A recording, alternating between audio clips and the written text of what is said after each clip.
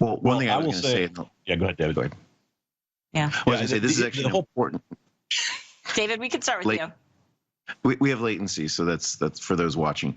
I was going to say this is actually a very important story because this is the largest asset-based application of blockchain so far in history, and there are a number of announcements coming up that will actually supersede this. But this is an important basis for a number of applications and services that can be built. Gene can speak more eloquently here, but among the issues with carbon credits specifically, as Gene alluded to, some of the double spend, the trust among nations with each other, having a distributed database, which ultimately is what blockchain is, that is verifiable, auditable, traceable, reliable, is an important first step to ensure that everyone can have Paris compliance in a way that is trustworthy, and it eliminates, frankly, a lot of the charlatans and a lot of the fraud that happens in these markets. Gene, I'd like to turn it back to you. Yeah, the whole point here is to build reputation and then to enable kind of cross-border trade. Today, a California carbon credit is really kind of only valid in like California and Quebec, and that's in fact kind of sad because it turns out that California carbon credits aren't the types of ones that are susceptible to the frauds. So the whole idea here is that you have a public database, a public record, where the individual nations and registries are peers in that data set, and they're sharing that data publicly so everyone can validate it, audit it, go dig down into the shapefile, the pictures of the trees, and see that, no, this isn't being greenwashed. This really is someone who went out and planted another 100 acres of actual carbon sequestration trees. And is that a little bit how you see this functioning once it's up and running and operational? And how far out are we from actually seeing that? So it is right now still a second prototyping stage. So they've run previous kind of simulations, but this one expects to be a bit larger. The difference is we hope together with them that this may be the kind of final solution to this problem, and maybe a few additional options to make identity management and some of the ways that you'll kind of handle the data set itself simpler. But this is very much a near-term opportunity. The World Bank said that this was originally a 6-year program that they're 3 years into, and they feel like the Chia blockchain can take 3 years out of that project. And I'd love to talk to both of you. I mean, we were speaking the other day, and you said that blockchain is going to be the biggest financial story in 20 years, right? But who is going to end up being successful? I mean, what is it going to take? Because there's a number of platforms out there. What do you think are the keys to making this work and having it stick and making it be equitable, as both of you have sort of alluded to? David, maybe we start with you. Yeah, I mean, and let me just give my perspective. So I'm not here to say Chia is going to be the winner, but I do think that what Chia has built is now the new table stakes. Everyone has to do at least this in order to move forward.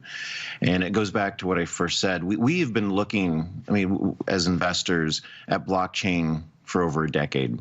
And our thesis has always been blockchain's absolutely going to win. Bitcoin won't be the winner, and a lot of the current entrants won't be the winner because they don't check the boxes of, again, what the real customers who power the economy need, the multinationals, financial institutions, governments. And peer-to-peer transfer matters, but you have to build something that can have wide-scale adoption. And if you're a national government or you're a CFO of a Fortune 10 company, you can't use a blockchain that's done illegal securities offerings because, among other things, they may be shut down, and you just can't risk reputation. You have to have auditable, compliant transactions. You have to do something sustainable. And, there's a point that we didn't get to earlier, which is one of the inadvertent side effects of the design of, say, Bitcoin is it not only rewards you for having very expensive, highly customized equipment, but it rewards you for having access to cheap power. So we see a situation where a lot of the nodes are located in authoritarian countries next to, say, cheap power plants, which not only hurts the environment, but it concentrates the nodes in places that are not good for trust. As a national security matter, if our financial system is based upon blockchain in 20 years, we need nodes distributed in Western democracies, emerging and transitional companies, not just concentrated in authoritarian places where power is cheaply available.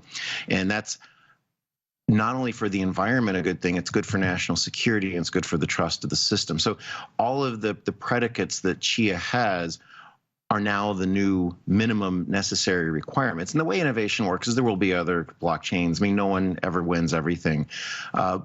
But this was built to raise the stakes. And 20 years ago, a lot of the financial media wrote about the dot-com era as, oh, look at pets.com and how silly it is. But if you look at the GDP of countries, and if you look at the market caps of the top companies, a lot of this economy was built in that period. The same thing is happening today. I want us to move from covering Elon Musk tweeting about some scam coin and talk about what do we need as an infrastructure society to move forward in order to have this promise that we're talking about. And I want to follow up that, the interesting thing here too is we once heard about a tech starter entity. They were doing kind of fantasy football for developers internally in Nigeria. And they decided to use Chia as the bidding currency. And people asked them why. And the answer was, well, our power is expensive. We can't afford to buy an Antminer 19, which starts for about $5,000 and ships in 6 months. But we have old hard drives around. And we were able to go actually farm some Chia. And now we're actual real participants in this network. And so it's that ability to create a global trusted, untrusted trust. It's a really strange kind of concept, but what you're saying is that, you could trade a carbon credit with someone you've never met and neither of you can, do the deal badly. In the past, when you went to Craigslist, you went to buy a Beanie Baby at McDonald's parking lot, this was a scary transaction, right? Were you going to be robbed? Was the guy, going to actually show up with a Beanie Baby? You're now talking about for example, trading stocks and trading bonds with someone you've never met in a way that no one can actually, screw the other person. That's a real change in what we can do. And by building an enterprise class blockchain infrastructure that can build the Internet of Markets.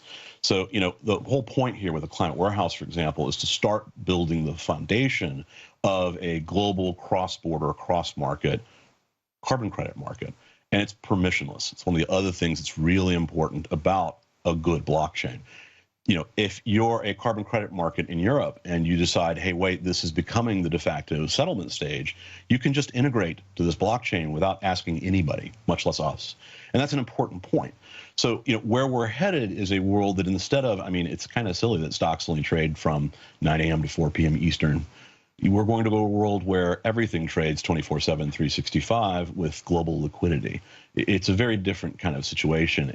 And to date, we've kind of been hung up on just the money use case. And I will say blockchains aren't going to cure cancer. I hear too many people trying to claim that kind of thing. But blockchains are going to radically reshape how carbon credit markets, equities markets, debt markets, anything that can be tokenized and traded will be. And you both believe that anyone, anywhere, you mentioned Nigeria, can really have access to this and really benefit as well? So the one application people have missed is that if you're in a non-OECD country, cross-border remittances are already heavily done in Bitcoin. Something like 1 in 3 Nigerians have Bitcoin. It's because of this. When your brother in Brooklyn wants to send you money, the quickest and easiest way right now is to actually grab Bitcoin. We love that. We think that needs to be taken to the next level. It needs to make even easier, even more global, even more liquid. And I liken it a little bit to the way that Africa skipped the wireline telephone and went straight to wireless. Here in the OECD countries, we have a Chicago Mercantile Exchange. So, if you're an American farmer, you can absolutely hedge your crop risk. But, there are a lot of African nations that don't have that, and having a global, crop futures market that's available from their Android phone, that's a real game changer. And that's the things that blockchains are going to make available finally. One of the great things about transformative platforms, which is why we talk about the Internet of Markets, is the applications and services are limited only by the ingenuity, creativity, and actual real-world problems that everyone faces. So I couldn't even begin to dream to tell you all the applications people will build over the next 10 years, but we need a platform for that to happen. All right, we have to leave it there, unfortunately, with both of you. Quick discussion, but I'll definitely have to have you both back. David Frazee, thank you so much for your time. And also Gene Hoffman, thank you both for joining me.